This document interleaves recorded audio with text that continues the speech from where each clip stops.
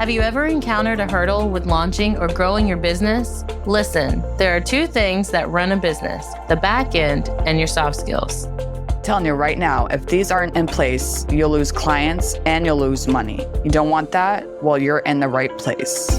Hey, I'm Dana. Hey, I'm Sarah.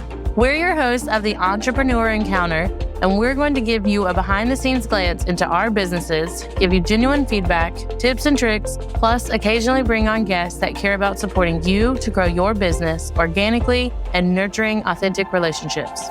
Are you ready?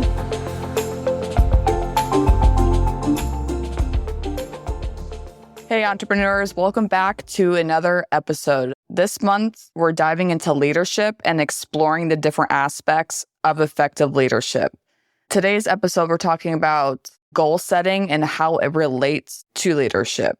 By definition, leadership is the action of leading a group of people or an organization. So you're leading your clients and you're leading your team, like leadership with the people that you collaborate with.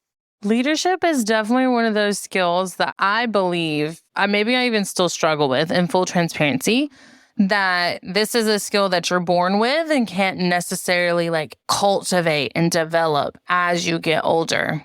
However, I'm learning that it is. Like the base definition, leadership is the action of leading. I think the key word there is action. Leadership involves a lot of action in not just goal setting, but taking action on each goal in a way that guides you toward completing that goal or achieving that goal. Yeah, I definitely agree with that because another thing too, there's a lot of talk about how if you're a leader, you can't manage. If you're a manager, you can't lead. But if you learn, if you take those development, you can be taught how to be a leader. It takes time. I don't think a lot of people are born into it. Obviously, people are not natural leaders. They know how to manage a team, but do they actually know how to lead a team? You know what I mean? Like you and I, Dana, can help manage this podcast, but are we leading together? I think so, but there's some people that can't do both at the same time. You know what I mean? Mm-hmm. And I've noticed this a lot with the clients that I have because I work with teams. So I see that one of the clients I work with, she's a great leader. She takes action, but there's a lot of steps into which it takes to manage a team. So that's where I would come in. But you can do both. I don't see why there should be an issue to do both. I've definitely approached my entrepreneur journey as someone I never recognized leading anyone. I've definitely worked more solo to achieve a lot of goals. But then looking back on things, I'd noticed that if friends were overwhelmed or when I was doing an internship at a resort hotel in my area, I had this determination I was going to be in the event side of things because that was what I liked to do.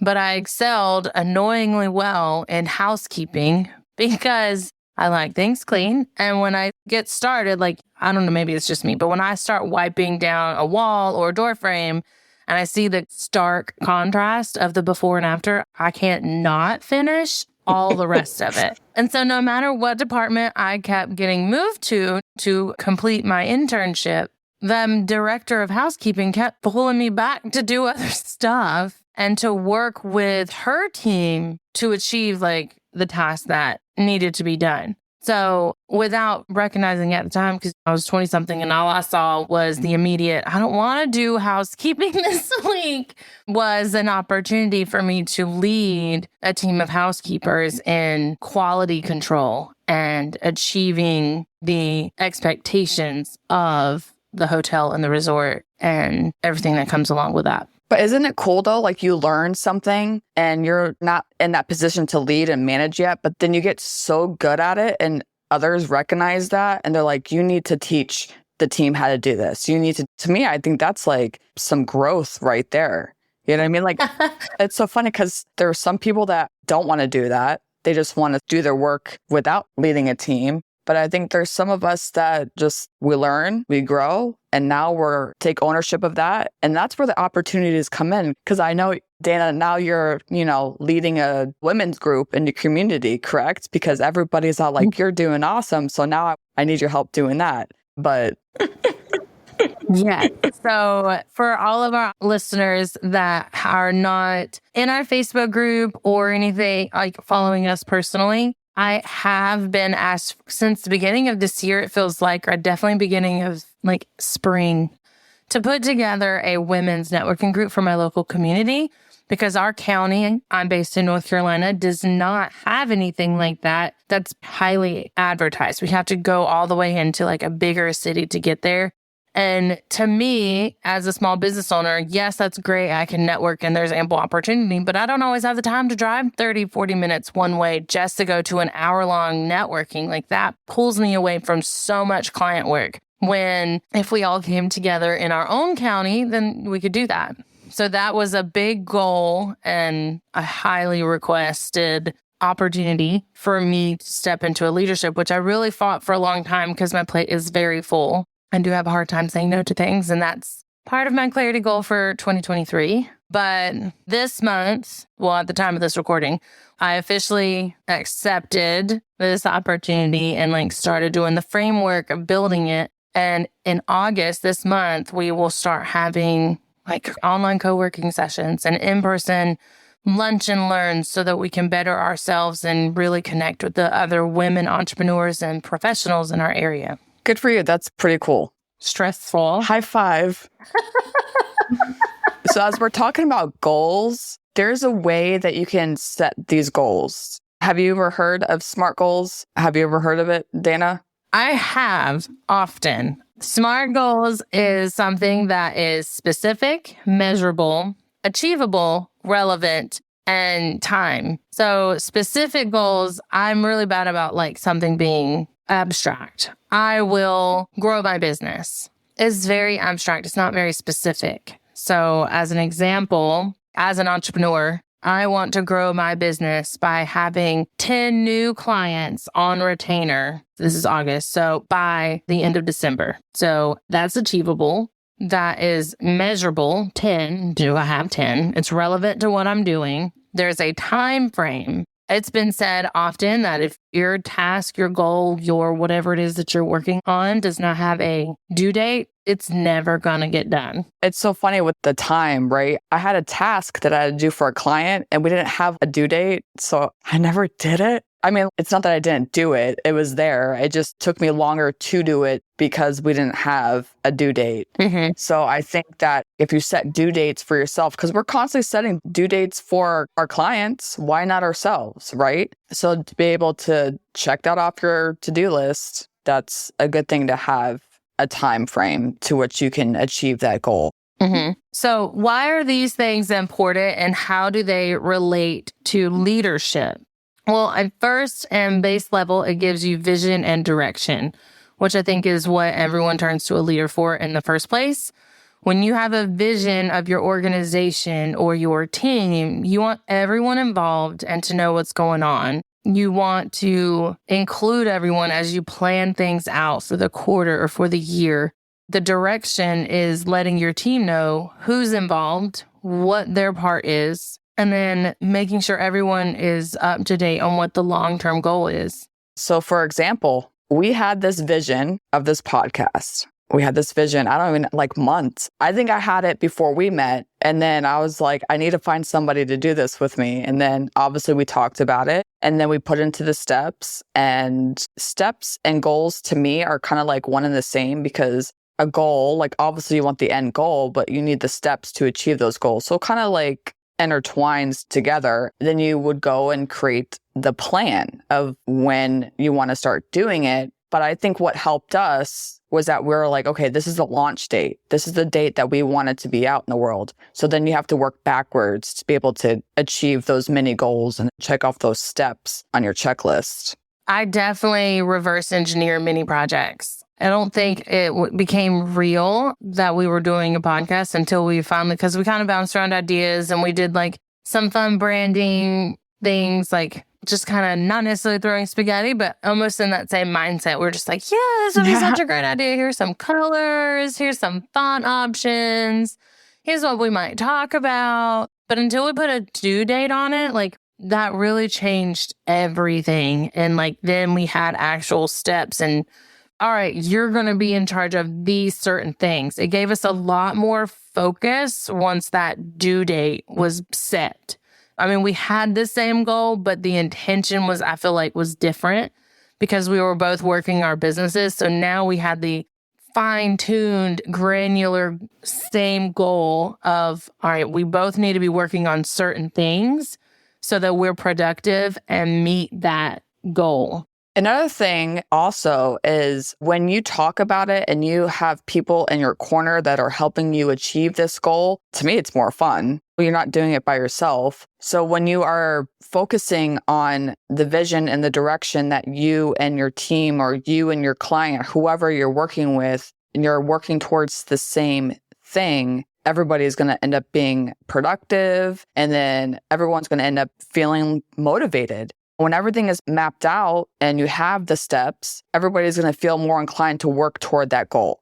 Because if you don't have a step-by-step, like, okay, this is what we need to do today, this is what we need to do tomorrow, you're not going to feel too motivated. You know what I mean? Yeah. You can verbally say that you want 10 more clients, but to get motivated, you need to like have it out, mapped out, like on a piece of paper, on a whiteboard, however you can vision it. For me, at least, like I'm not a like visual as like a design aspect mind, but like if I have a piece of paper and I can write it down and highlight it off, I feel like I've achieved it.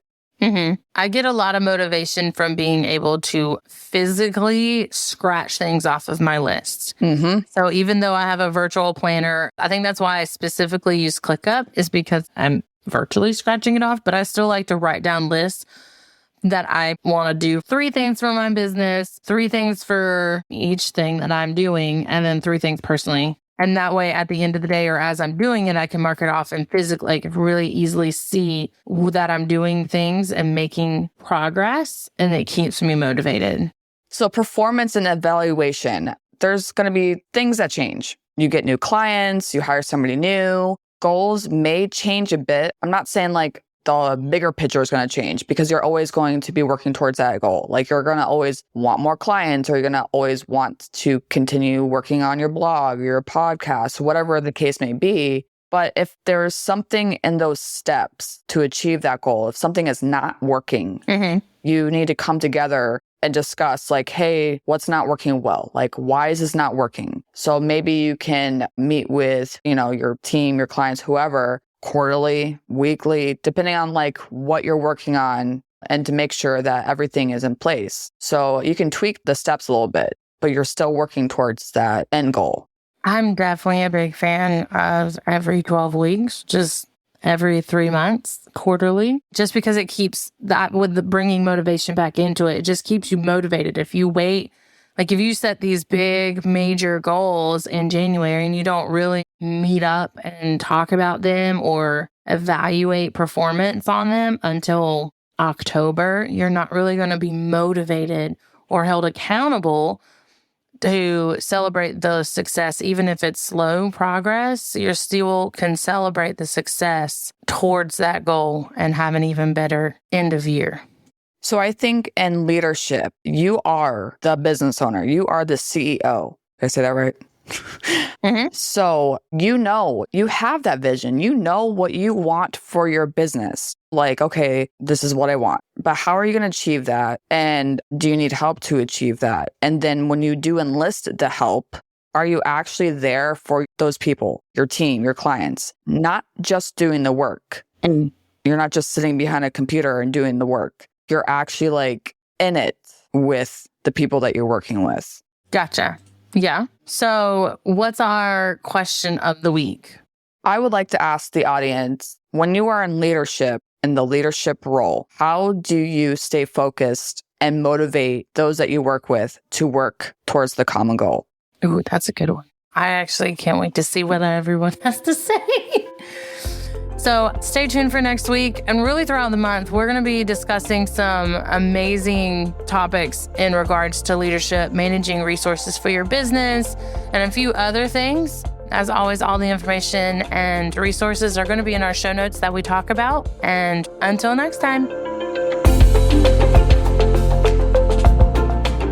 Thanks for tuning in to another episode. Remember, soft skills aren't just some fluffy buzzwords that get thrown around in the corporate world.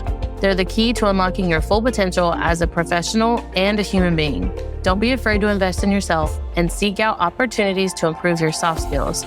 Sarah and I have a variety of workshops, online courses, and complimentary clarity calls for you to practice in real time with us. Links are always in the show notes. And be sure to join us next time for more insights, tips, and tricks to help you succeed in your entrepreneur encounter.